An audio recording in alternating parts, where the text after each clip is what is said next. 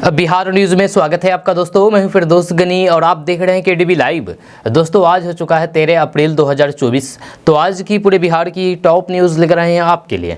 दोस्तों वीडियो शुरू करने से पहले आपके लिए एक सूचना है कि केडीबी लाइव का ऐप आ चुका है। आप केडीबी लाइव ऐप के माध्यम से पूरे बिहार की खबरों को देख सकते हैं सिर्फ 1 मिनट में। अगर आप भी बिहार की खबरों को देखना चाहते हैं 1 मिनट में तो आप अभी जाइए प्ले स्टोर पर, सर्च कीजिएगा केडीबी लाइव लिख करके आ जाएगा, उसको इंस्टॉल कीजिए और पूरे बिहार की खबरों को देखिए। अकाउंट बनाना बिल्कुल नहीं भूलिएगा। तो चलिए चलते हैं आज की खबरों की ओर। दोस्तों लालू प्रसाद यादव की पार्टी के राष्ट्रीय उपाध्यक्ष देवेंद्र यादव ने बगावती तेवर अपना लिया है। यह पूर्णिया पहुंच करके सियासी बम फोड़ दिया है।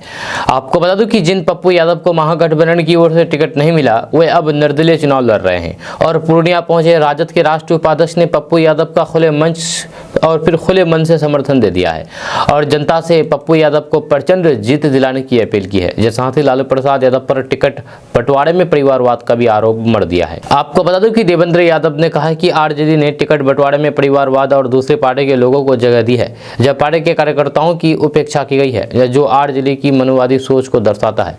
पप्पू यादव के समर्थन में देवेंद्र यादव ने कहा है कि जनता का आशीर्वाद पप्पू यादव को मिला है, जब पूर्णिया की जनता की जीत होगी। इस मौके पर पूर्णिया में राजद के जिला उपाध्यक्ष वीरेंद्र यादव ने सैकड़ों कार्यकर्ताओं के साथ पप्पू यादव का समर्थन किया है। उन्होंने कहा कि सिर्फ राजद ही नहीं बल्कि कांग्रेस की पूर्व मंत्री आफाक आलम और कांग्रेस विधायक दल के नेता का भी आशीर्वाद प्राप्त है। राजद के राष्ट्रीय उपाध्यक्ष देवेंद्र यादव ने कहा है कि जिस तरह से महाभारत में अभिमन्यु को चक्रव्यूह में फंसा दिया गया था, उसी तरीके से पप्पू यादव को फंसाया गया है, लेकिन पप्पू यादव जानते हैं कि चक्रव्यूह को कैसे तोड़ना है। दोस्तों सीमांचल, मिथिलांचल सहित पूरे बिहार में दिन भर तेज धूप के साथ लोग परेशान रहे, जब वहीं पर शाम ढलते ही मौसम में भारी बदलाव देखा गया। जब कल के बारे में बात कर रहे हैं हम, रात्रि के 11:15 बजे के आसपास राजधानी पटना में झोंके के साथ तेज हवा का प्रभाव होने से लोगों को गर्मी से राहत मिली है। राजधानी पटना में 25 से 30 किलोमीटर प्रति घंटे की रफ्तार से हवा चली है। तेज हवा के कारण लोगों ने घरों की खिड़कियां और दरवाजे बंद कर दिए हैं। जब देर रात मौसम विज्ञान केंद्र की ओर से रडार पर मिल रहे संकेतों के आधार पर मधुबनी, सुपौल, अररिया, पूर्णिया, किशनगंज जिले में 30-40 किलोमीटर प्रति घंटे हवा की रफ्तार के साथ मेघ गर्जन और फिर हल्की वर्षा ने लोगों को गर्मी से राहत दी है। आपको बता दें कि इन मौसमी प्रभाव को देखते हुए इन इलाकों में येलो अलर्ट की चेतावनी जारी की है। मौसम विभाग ने शुक्रवार के लिए दक्षिणी भागों के 9 शहरों भभुआ, औरंगाबाद, रोहतास, गया, नवादा, जमुई, बांका, भागलपुर और मुंगेर में 1 या फिर 2 स्थानों पर मेघ गर्जन के साथ हल्की वर्षा और कुछ स्थानों पर वज्रपात और तेज हवा के प्रभाव को लेकर के येलो अलर्ट जारी किया है। यह किसानों से सावधान रहने की अपील की गई है। बचे हुए शहरों का मौसम आमतौर पर शुष्क बना रहेगा। बिहार में पढ़ाई करने वाले छात्र छात्राओं के लिए एक बड़ी खबर सामने आ रही है। ताज़ा रिपोर्ट के मुताबिक बिहार सरकार बिहार की छात्र छात्राओं के लिए कई तरह के स्कॉलरशिप योजना चलाती है। इसका लाभ लेने के लिए ऑनलाइन के द्वारा आवेदन कर सकते हैं। आपको बता दूं कि हम अभी 5 टॉप स्कॉलरशिप योजना के बारे में बताएंगे जिससे आप अप्लाई करके फ़ायदा ले सकते हैं। तो सबसे पहले बात करेंगे बिहार लेबर कार्ड स्कॉलरशिप योजना। इस योजना के तहत मजदूर कार्ड धारकों के बच्चों को 10वीं में 60% से अधिक अंक लाने पर 10,000 रुपये और 70% अधिक अंक लाने पर 15,000 रुपये और 80% से अधिक अंक लाने पर 25,000 रुपये मिलते हैं। वहीं पर अब बात करेंगे दूसरे नंबर बिहार मुख्यमंत्री पिछड़ा वर्ग मेधावृत्ति योजना। इस योजना के तहत पिछड़ा वर्ग एवं अति पिछड़ा वर्ग के बच्चों को फर्स्ट क्लास डिवीजन में बिहार बोर्ड 10वीं परीक्षा पास करने पर सरकार के द्वारा 10,000 रुपये की राशि उपलब्ध कराई जाती है। अब तीसरे नंबर पर बात करेंगे मुख्यमंत्री बालक बालिका प्रोत्साहन योजना। इस योजना के तहत बालक बालिका को प्रथम और फिर द्वितीय श्रेणी से 10वीं बोर्ड परीक्षा पास करने पर 10,000 रुपये और सेकंड डिवीजन पास करने पर 8,000 रुपये मिलता है। वहीं पर अब बात करेंगे चौथे नंबर पर बिहार मुख्यमंत्री अत्यंत पिछड़ा वर्ग मेधावृत्ति योजना। तो इस योजना के तहत पिछड़े वर्ग के मेधावृत्ति छात्रों को प्रथम श्रेणी से मैट्रिक पास होने पर 10,000 रुपये की राशि उपलब्ध कराई जाती है। वहीं पर 5वें नंबर पर बात करेंगे बिहार पोस्ट मैट्रिक स्कॉलरशिप योजना के बारे में। तो इस योजना के पोस्ट मैट्रिक स्तर पर पढ़ाई करने वाले BC EBC श्रेणी के छात्रों को सरकार के द्वारा 15,000 रुपये की राशि दी जाती है। आप अपने हिसाब से इन स्कॉलरशिप योजना में अप्लाई करके इस योजना का लाभ ले सकते हैं और घर बैठे ही इस योजना का लाभ ले सकते हैं ऑनलाइन के द्वारा आवेदन करके। या आपको जो भी योजना ले रहा है उस योजना की आधिकारिक वेबसाइट पर जाएं और वहां जाकर के अप्लाई कर दें। दोस्तों, भाजपा के वरिष्ठ नेता एवं पूर्व केंद्रीय मंत्री सैयद शाहनवाज हुसैन ने कहा कि इस बार लोकसभा चुनाव में बिहार में आरजेडी का खाता नहीं खुलेगा, जबकि एनडीए को बिहार में 40 और देश में 400 सीट मिलेगी। शाहनवाज हुसैन ने ईद के मौके पर अपने निवास पर आयोजित एक कार्यक्रम में मीडिया के प्रतिनिधि से बातचीत में ये बातें कही है और देशवासियों को ईद उल फित्र की हार्दिक शुभकामनाएं दी है। राजद के नेताओं द्वारा केंद्र में सत्ता में आने पर प्रधानमंत्री मोदी और भाजपा के नेताओं को गिरफ्तार करने की धमकी पर प्रतिक्रिया पूछे जाने पर उन्होंने कहा कि राजद के नेताओं को अपनी फिक्र करनी चाहिए। जब पिछली बार राजद को 0 सीटें मिली थी और उनके गठबंधन को 1 सीट मिली थी, जब भाजपा नेता ने कहा कि इस बार भी राजद को 0 ही मिलेगा। जब पिछली बार की तरह इस बार किशनगंज सीट भी नहीं मिलेगी। यह 4 जून को बिहार में 40 और देश में 400 सीटें एनडीए को मिलेगी तथा प्रधानमंत्री नरेंद्र मोदी फिर से प्रधानमंत्री बनेंगे, ये तय है। उन्होंने कहा कि जब मोदी सरकार बनाएंगे तो फिर कार्यवाही 0 सीट वाले कैसे करेंगे। वहीं पर प्रधानमंत्री नरेंद्र मोदी पर बेरोजगारी और फिर महंगाई जैसे मुद्दे पर बात नहीं करने के आरोपों पर शाहनवाज हुसैन ने कहा कि हम हर विषय पर बात करते हैं। जब देश के प्रधानमंत्री आखिर 0 सीट वाले पार्टी को कितनी तवज्जो देंगे। 0 सीट वाले मोदी को धमकी दे रहे हैं। उन्हें सवाल पूछने से पहले उन बहुत सारे सवालों के जवाब देने हैं जो अरसे से पूछे जा रहे हैं। उन्होंने कहा कि प्रधानमंत्री नरेंद्र मोदी ने कहा कि बिहार के लोगों को बताना है कि बिहार में जंगल राज नहीं आने देना है। दोस्तों, अमेरिका में बिहार प्रवासी समुदाय के लोगों ने बिहार दिवस मनाया और साथ ही साथ भारत में अपने गृह राज्य के विकास के लिए काम करने की प्रतिबद्धता भी जताई है। इस अवसर पर उद्यमी एवं परोपकारी सत्यम सिन्हा ने एक गांव गोद लो कार्यक्रम के तहत 15 गांवों को सहयोग देने के वास्ते $20,000 दान करने की भी घोषणा की है।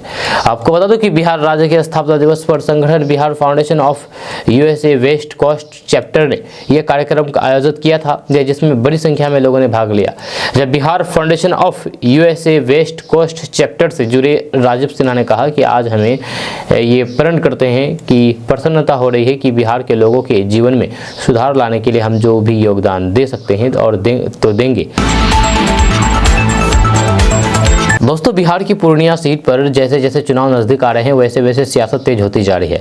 इसी क्रम में कल पप्पू यादव के कार्यालय पर तब हंगामा मच गया जब कुछ जांच अधिकारी अचानक छापेमारी करने के लिए पहुंच गए।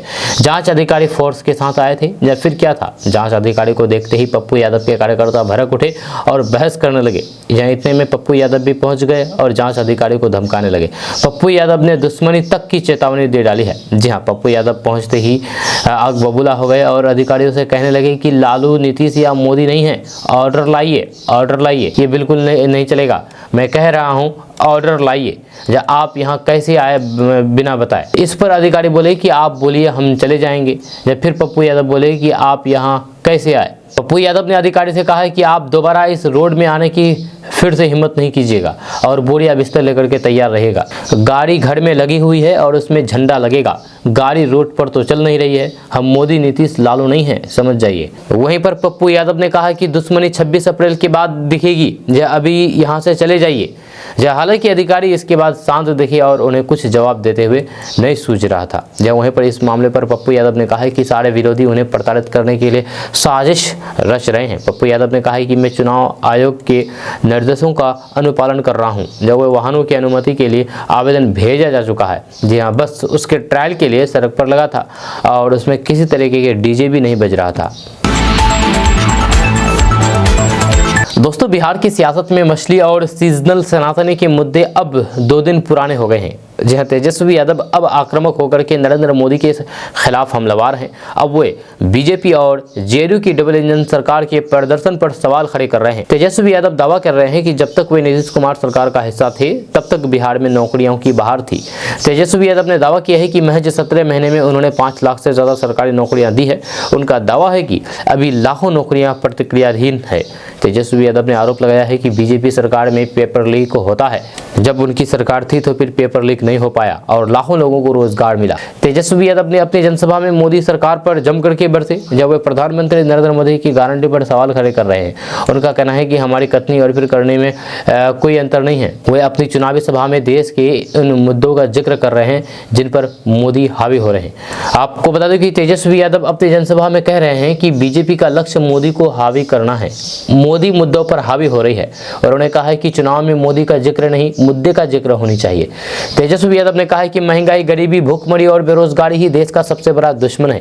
यह चुनाव में मोदी मुद्दा बन गए हैं, ऐसे में मोदी नहीं मुद्दे की बात होनी चाहिए। तेजस्वी यादव अपनी जनसभा में मोदी सरकार पर जमकर के बरस रहे हैं। वह भारतीय जनता पार्टी पर बिहार के सामाजिक ढांचे को तोड़ने के भी आरोप लगा रहे हैं। जैसे जैसे प्रथम चरण के मतदान का दिन पास आता जा रहा है, वैसे वैसे बिहार में सियासी पारा बढ़ रहा है। इसी बीच राष्ट्रीय जनता दल यानी कि आरजेडी के नेता तेजस्वी यादव ने प्रधानमंत्री नरेंद्र मोदी पर जमकर के हमला बोला है।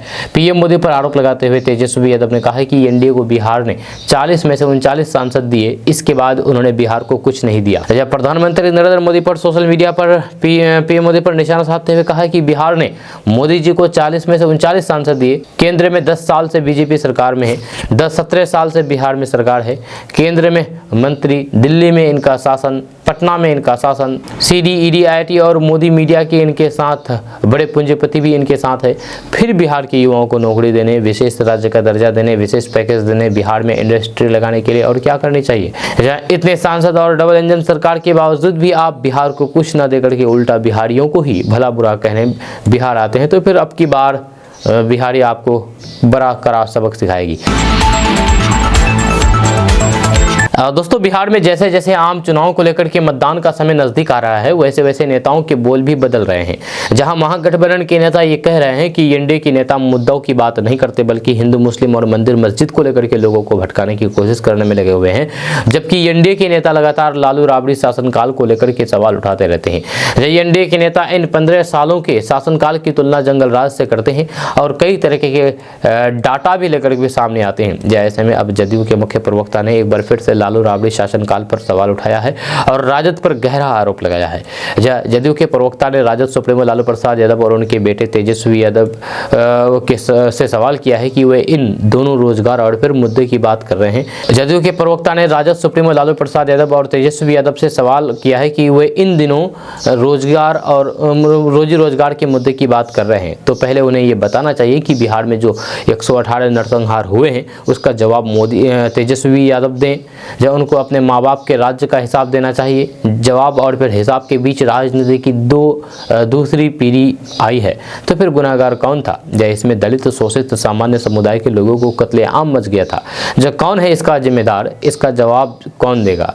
इसके आरोपों के संरक्षण देने का काम किसने किया है? इससे पहले लोकसभा चुनाव में नवादा संसदीय क्षेत्र के लोगों को संबोधित करते हुए मुख्यमंत्री नीतीश कुमार ने बुजुर्गों से अपील की है कि वे नई पीढ़ी को जंगल राज के बारे में बताएं। जब नई पीढ़ी उस दौर को भूल चुकी है, इसलिए आज के 25 से 30 साल के नौजवानों को बताएं कि कैसे उस समय शाम होते ही लोग घरों में कैद हो जाते थे, महिलाएं घरों से बाहर नहीं निकलती थी। आज सभी बैरकटोक घूम रहे हैं।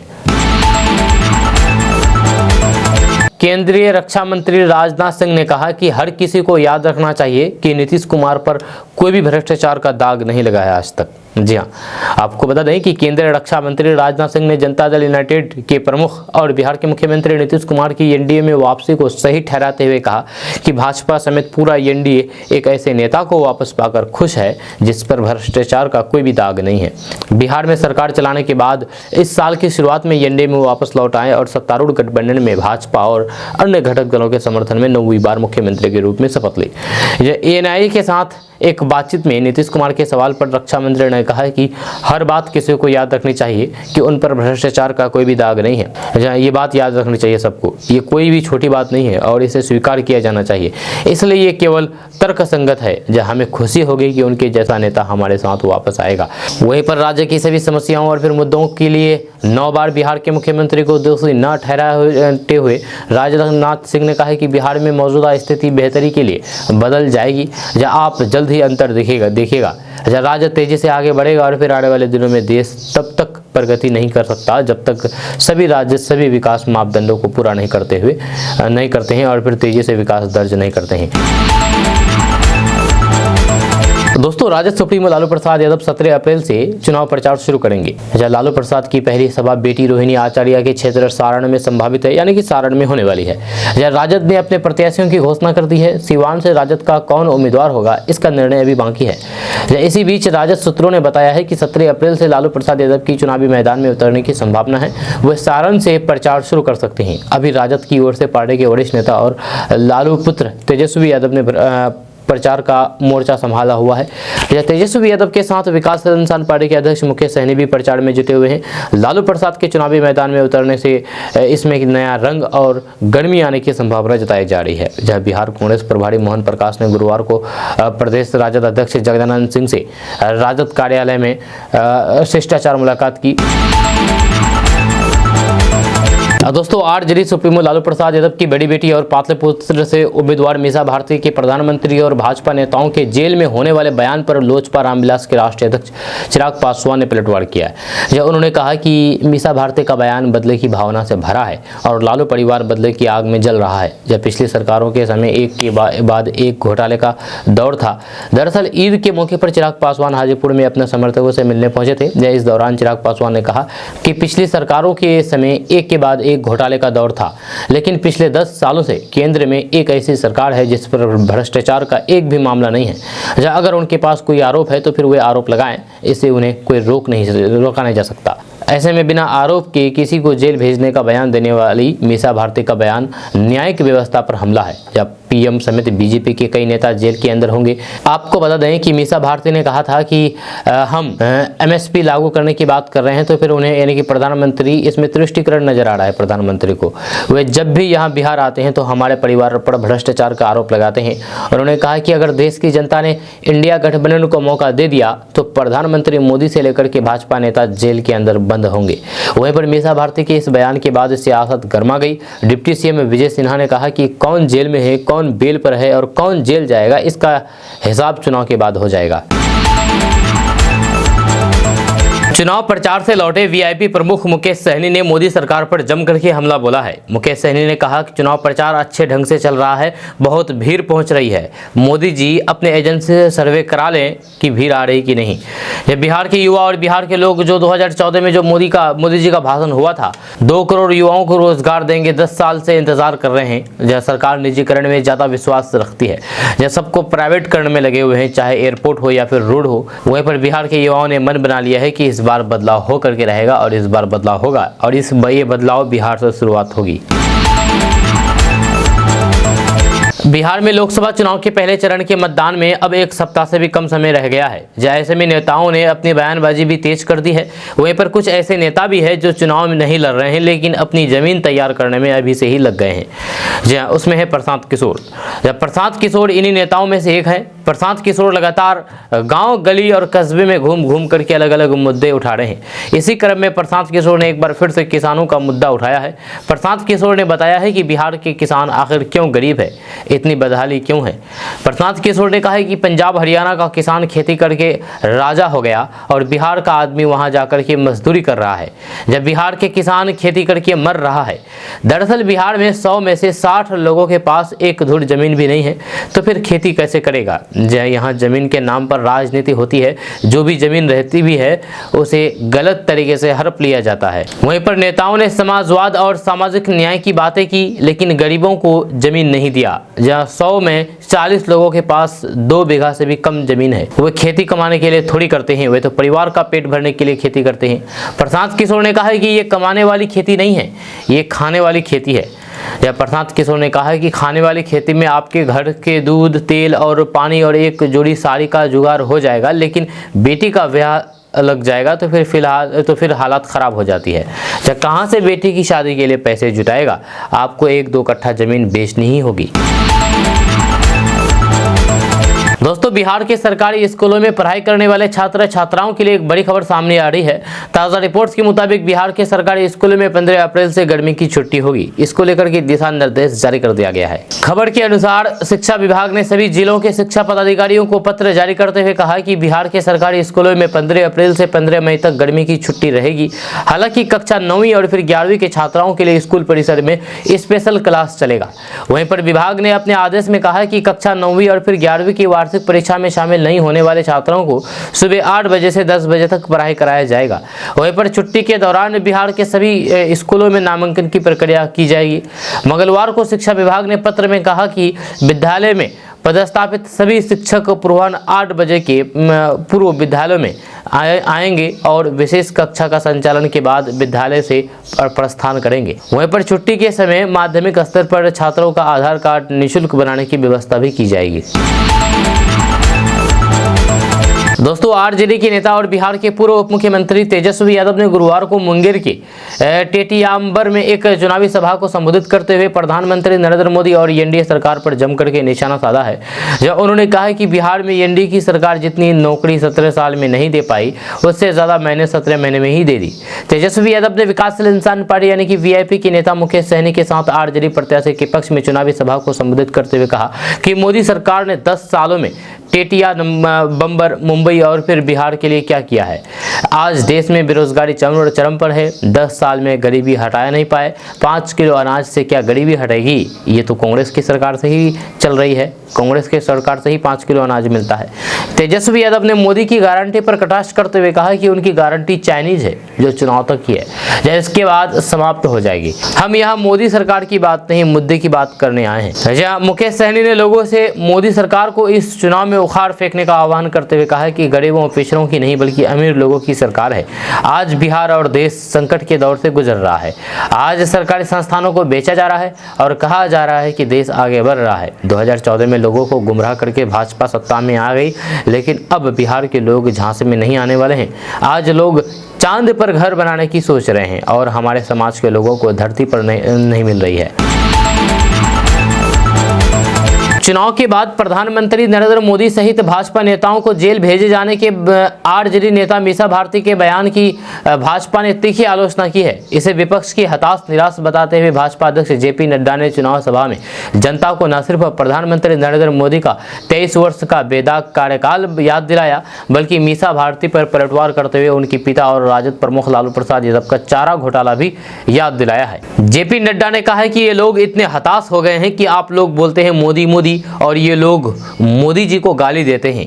जब कभी सांप, कभी बिच्छू, कभी क्या क्या, इनकी निराशा हताशा चरम सीमा पर है।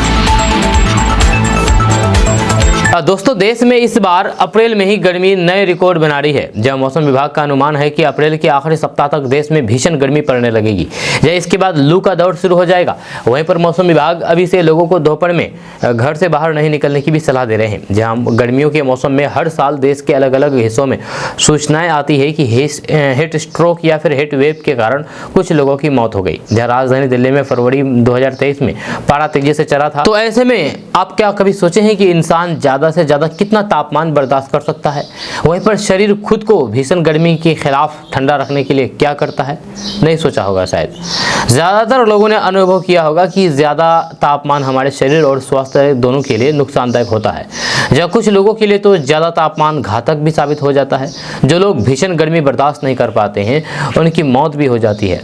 हालांकि ज्यादातर लोगों का शरीर भीषण गर्मी और फिर हार कपा देने वाली सर्दी दोनों को झेल जाता है। गर्मियों में देश के कई हिस्सों में तापमान 50 डिग्री सेल्सियस या फिर उससे ऊपर तक भी निकल जाता है। ऐसे में आपके दिमाग में भी ये सवाल उठ रहा होगा कि आखिर इतनी गर्मी में इंसान जिंदा कैसे रह पाता है? किस तापमान पर इंसान के लिए संकट की स्थिति पैदा हो सकती है? ये आप कभी सोचे होंगे जरूर। वहीं पर वैज्ञानिकों का कहना है कि इंसानी शरीर का तापमान 98.6 डिग्री फ़ारेनहाइट होता है। यह आपके आसपास के वातावरण यानी कि बाहरी तापमान के 37 डिग्री सेल्सियस के बराबर होता है। विज्ञान के मुताबिक इंसान ज्यादा से ज्यादा 42.3 डिग्री सेल्सियस में आसानी से झेल लेता है। जब विज्ञान के मुताबिक इंसान गर्म रक्त वाला स्तनधारी जीव है। इंसान एक खास तंत्र होम्योस्टेसिस से संरक्षित रहता है। इस प्रक्रिया के जरिए इंसानी दिमाग हाइपोथैलेमस से शरीर के तापमान को जिंदा रखने की सीमा में बनाए रखने के लिए ऑटो कंट्रोल होते रहता है। अब बात करेंगे कि आखिर कितना तापमान बर्दाश्त से बाहर हो जाता है इंसानी शरीर के लिए। तो लंदन स्कूल ऑफ हाइजीन की एक रिपोर्ट कहती है कि ब्रिटेन में 2050 तक गर्मी से होने वाली मौतों में 257% की वृद्धि दर्ज की जाएगी। यह दरअसल विज्ञान कहता है कि इंसानी शरीर 35 से 37 डिग्री तक का तापमान बिना किसी परेशानी से सह लेता है। जबकि तापमान 40 डिग्री से ज़्यादा होने लगता है तो फिर लोगों को परेशानी होने लगती है। रिसर्चों के मुताबिक इंसानों के लिए 50 डिग्री का अधिकतम तापमान बर्दाश्त करना मुश्किल हो जाता है, जहाँ इससे ज़्यादा तापमान जिंदगी का जोखिम पैदा कर देता है। मेडिकल जर्नल रिसेंट की एक रिपोर्ट के मुताबिक मुताबिक 2000 से 2004 और सन 2017 से 2021 के बीच 8 साल के दौरान भारत में भीषण गर्मी का प्रकोप रहा। इस दौरान भारत में गर्मी से मौतों में 55% बढ़ोतरी हुई। दोस्तों, देश में कई ऐसी योजनाएं हैं जिनसे जरूरतमंद और फिर गरीब लोगों को फायदा मिलता है। ये योजनाएं खास तौर पर इन्हीं लोगों के लिए चलाई जाती है। जहाँ केंद्र सरकार हो या फिर राज्य सरकार, दोनों ही विभिन्न योजनाओं के जरिए लोगों को लाभ पहुंचाने का काम करती है। उदाहरण के तौर पर केंद्र सरकार की प्रधानमंत्री आवास योजना ही ले लें। साल 2015 में शुरू की गई इस योजना का फायदा फिलहाल बड़ी संख्या में लोग उठा रहे हैं। तो फिर अगर आप भी इस योजना से जुड़ करके फायदा उठाना चाहते हैं तो आपको अपनी पात्रता जांचनी होगी। जो लोग इकोनॉमिक वीकर सेंशन यानी कि EWS में आवेदन कर रहे हैं, उनकी ये सालाना आय 3 लाख रुपए के बीच होनी चाहिए, 0 से 3 लाख रुपए के बीच। निम्न आय वर्ग की वार्षिक आय 3 से 6 लाख रुपए के बीच होनी चाहिए और मध्य आय समूह के आवेदन करने वालों के लिए वार्षिक आय 12 से 18 लाख के बीच होनी चाहिए। अब बात करेंगे कि इसके लिए पात्रता आखिर है कौन। तो यदि आपके पास आवासीय इकाई नहीं है तो फिर आप PM आवास योजना के तहत लाभ उठा सकते हैं। जो लोग BPL कार्ड धारक हैं या फिर जिनकी आय कम आय हैं, उन्हें भी इस योजना के लिए पात्रता माना जाता है। अगर आप आवेदन करने के लिए जाते हैं तो फिर जान लें कि आपकी उम्र 18 साल या फिर उससे अधिक होनी चाहिए। आवेदक का भारत का नागरिक होना भी अनिवार्य है। अब इसमें दस्तावेजों के बारे में अगर बात की जाए तो Aadhaar card, voter ID card, PAN card, ration पत्रिका, पासपोर्ट के आकार की तस्वीर, आय प्रमाण पत्र, जाति प्रमाण पत्र, पंजीकृत मोबाइल नंबर, आय प्रमाण पत्र, बैंक खाता संख्या, बैंक पासबुक आदि आपके पास होनी चाहिए। दोस्तों, कोलेस्ट्रॉल हमारे शरीर में मौजूद एक मोम जैसा चिपचिपा पदार्थ है जो शरीर के कई गतिविधियों में महत्वपूर्ण भूमिका निभाता है। लेकिन शरीर में कोलेस्ट्रॉल का स्तर हाई होने पर कई तरह की समस्या होने में भी खतरा रहता है। यह मुख्य रूप से बैड कोलेस्ट्रॉल यानी कि LDL का स्तर काफ़ी ज़्यादा बढ़ने पर हार्ट अटैक और फिर स्ट्रोक जैसी बीमारियां बढ़ सकती है। ऐसे में आपको अपने शरीर में बैड कोलेस्ट्रॉल के स्तर को कंट्रोल करने की ज़रूरत होती है। बैड कोलेस्ट्रॉल के स्तर को कंट्रोल करने के लिए आप अपने खान पान और लाइफ स्टाइल में बदलाव करें। इसके अलावा आप कुछ हेल्दी ड्रिंक्स के सेवन भी शरीर में बैड कोलेस्ट्रॉल के स्तर को कंट्रोल कर सकते हैं। अभी हम आपको एक ऐसी खास ड्रिंक रेसिपी बताएंगे जिससे बैड कोलेस्ट्रॉल के स्तर को कम किया जा सकता है। तो आइए आपको इस ड्रिंक के बारे में बताते हैं। आपको बता दें कि सहजन की पत्तियां कोलेस्ट्रॉल को कंट्रोल करने में फायदेमंद साबित हो सकती है। अगर आप बढ़ते कोलेस्ट्रॉल को कमज़ोर करना चाहते हैं तो फिर सहजन की पत्तियों का सेवन करें। दरअसल सहजन की पत्तियों में मौजूद ओलिफेरा आपके कोलेस्ट्रॉल के स्तर को कम करता है, जिससे कोलेस्ट्रॉल और हार्ट अटैक का खतरा कम किया जा सकता है। आपको बता दूं कि शरीर में बढ़ते कोलेस्ट्रॉल के स्तर को कम करने के लिए सहजन की पत्तियों का जूस काफ़ी ज़्यादा हेल्दी हो सकता है। इस जूस को घर पर बनाना बहुत ही आसान है। आप घर में इस जूस को बना करके आप सेवन कर सकते हैं। दोस्तों, आयुष्मान भारत योजना के बारे में आप तो जानते होंगे, लेकिन क्या आपको पता है कि आयुष्मान भारत योजना में एक परिवार के कितने लोग इसके लिए आवेदन कर सकते हैं और आयुष्मान कार्ड बना सकते हैं? नहीं पता है तो हम आपको भी बताएंगे। दरअसल आयुष्मान भारत योजना के तहत सबसे पहले पात्र लोगों के आयुष्मान कार्ड बनाए जाते हैं। इसके बाद कार्ड धारक इस कार्ड के माध्यम से सूचीबद्ध अस्पताल में 5 लाख रुपए तक का इलाज करा सकते हैं। वहीं एक परिवार में कितने लोगों का आयुष्मान कार्ड बन सकता है, इसलिए इसके लिए कोई भी सीमा तय नहीं की गई है। यानी कि एक परिवार के सभी सदस्य भी ये कार्ड बनवा सकते हैं, बशर्ते वे पात्र हो और उनका नाम राशन कार्ड में हो। अब आप सोच रहे होंगे कि आयुष्मान कार्ड प्राप्त करने के लिए इसके लिए पात्रता क्या होनी चाहिए। तो आपको बता दूं कि जो लोग ग्रामीण इलाकों में रहते हैं, जो असंगठित क्षेत्र में काम करते हैं, जो लोग दिहाड़ी मजदूरी करते हैं, जिनके परिवार में एक विकलांग व्यक्ति है, जो लोग अनुसूचित जाति या फिर जनजाति से हैं, जो लोग निराश्रित या फिर आदिवासी आदि के हैं, वे पात्र हैं। जो लोग पात्र हैं उन्हें अपने नज़दीकी CSC सेंटर पर जाना होगा और फिर अपने संबंधित अधिकारी से मिलना होगा। फिर उन्हें अपने दस्तावेज दें जिनका सत्यापन किया जा सकता है और पात्रता की भी जांच की जा सकती है। सत्यापन सही पाए जाने पर आवेदन किया जा सकता है। दोस्तों, देश में लोकसभा चुनाव 2024 को लेकर के सियासी सरगर्मी तेज हो गई है। राजनीतिक दलों ने चुनाव प्रचार तेज कर दिया है। उम्मीदवारों के साथ साथ नेता भी क्षेत्र में वोट मांगने के लिए जा रहे हैं। इस बीच एक सर्वे सामने आया है जिसमें मोदी के घर में एनडीए को झटका लग सकता है। जी हाँ, आइए आपको इस पोल सर्वे के बारे में बताते हैं, इसकी रिपोर्ट आपको बताते हैं। आपको बता दें कि गुजरात में लोकसभा की 26 सीटें हैं और पिछले 2 चुनाव से Bharatiya Janata party clean sweep कर रही है, लेकिन इस बार एनडीए को बड़ा झटका लग सकता है। जब सर्वे के आंकड़े ने सबको चौंका दिया है। इस बार इंडिया गठबंधन गुजरात में एनडीए को बड़ी टक्कर देगा। जहां लोक पोल के सर्वे के अनुसार मोदी के घर गुजरात में एनडीए को 21 से 23 सीट मिल सकती है, जबकि महागठबंधन को 3 से 5 सीटों पर जीत दर्ज कर सकता है। आपको बता दूं कि अभी गुजरात में पूरी तरीके से मोदी का कब्जा है, यानी कि गुजरात में जितनी भी सीटें हैं उन सभी पर मोदी का कब्जा है और मोदी का ही सांसद चुने गए हैं। लेकिन इस बार गुजरात में मोदी के सांसदों में कमी आ सकती है। प्रधानमंत्री नरेंद्र मोदी ने बिहार के पूर्व उप मुख्यमंत्री तेजस्वी यादव के उस वीडियो पर हमला बोला है जिसमें वो मछली खा रहे थे। शुक्रवार को जम्मू कश्मीर के उधमपुर में प्रधानमंत्री नरेंद्र मोदी ने जनसभा को संबोधित करते हुए कहा कि नवरात्र के दिन में लोग नॉनवेज खा रहे हैं और भावना भड़काने के लिए वीडियो दिखा रहे हैं। प्रधानमंत्री नरेंद्र मोदी ने कहा कि ये लोग हिंदू विरोधी हैं या हिंदू को अपमानित करने का काम करते हैं, क्योंकि नवरात्र के दिन मछली खाते हैं और मछली खाना नवरात्र के दिन मना है, क्योंकि नवरात्र के दिन मांस मछली खाना बिल्कुल पूरी तरीके से वर्जित है। और ये लोग दिखा करके हेलीकॉप्टर में दिखा करके लोगों की देश के ज़्यादातर लोगों की भावनाओं से खेल रहे हैं। इनको जनता 2024 के लोकसभा चुनाव में जवाब देगी और आने वाले समय में इनको पूरी तरीके से बायकॉट किया जाएगा, क्योंकि ये बड़ी हिंदू भावनाओं के खिलाफ वीडियो बना करके जला रहे हैं और दिखा रहे हैं। सीएम नीतीश कुमार नवादा के लिए रवाना हो चुके हैं। सीएम निश्चित रथ में बैठ करके नवादा जा रहे हैं। वे भाजपा के प्रत्याशी विवेक ठाकुर के लिए वोट मांगेंगे। चुनावी रैली के लिए सीएम नीतीश कुमार निकले हैं।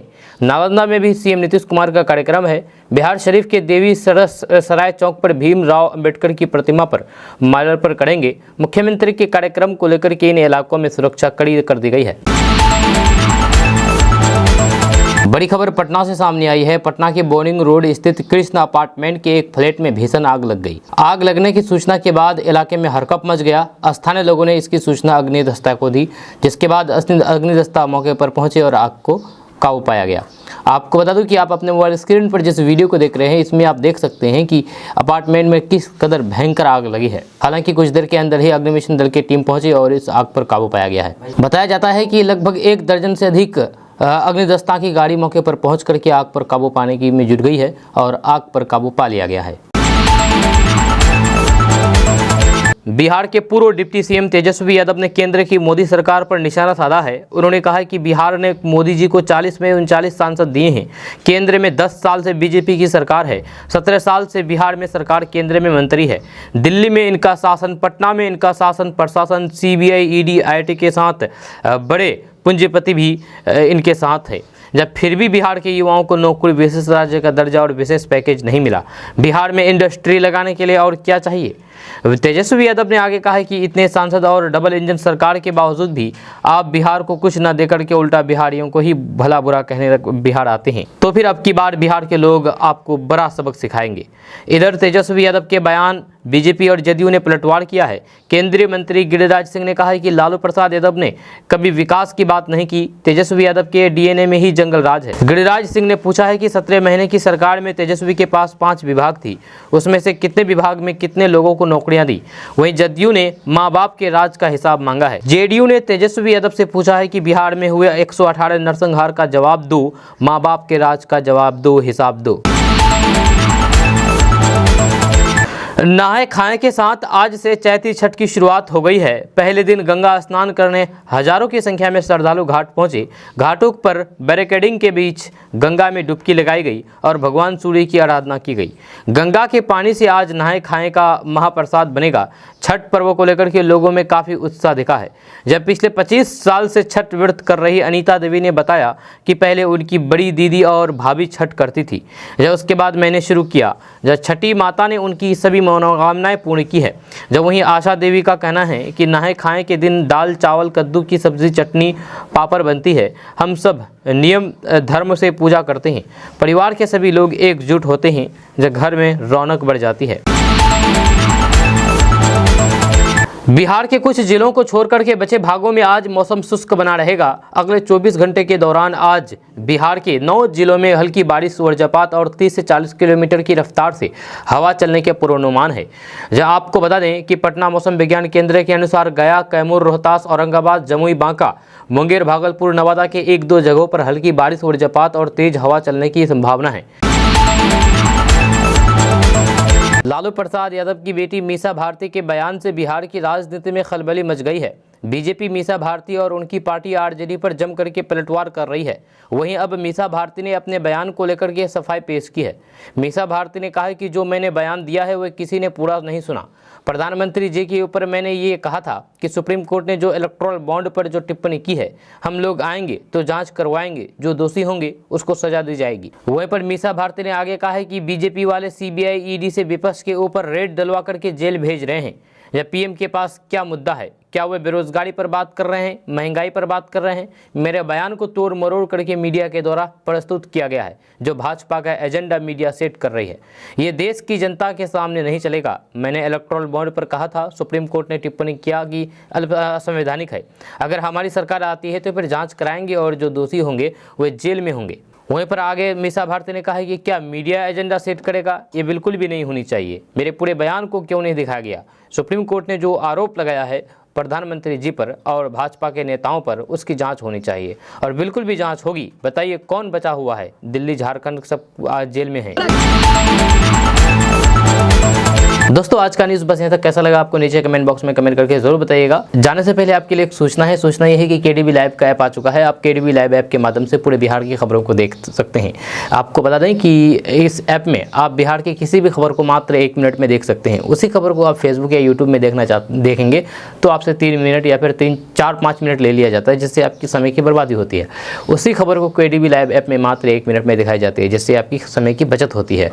कहते हैं कि टाइम इज़ मनी, यानी कि समय ही पैसा है। तो ऐसे में अगर आप भी अपने समय की कीमत समझते हैं तो आप अभी इस ऐप को इंस्टॉल कीजिए। जाइए प्ले स्टोर पर सर्च कीजिएगा, केडीबी लाइव लिख करके आ जाएगा, उसको इंस्टॉल कीजिए और अपना अकाउंट बना लीजिए उसमें और पूरे बिहार की खबरों को देखिए। मिलते हैं नेक्स्ट वीडियो के साथ, तब तक के लिए जय हिंद, जय बिहार।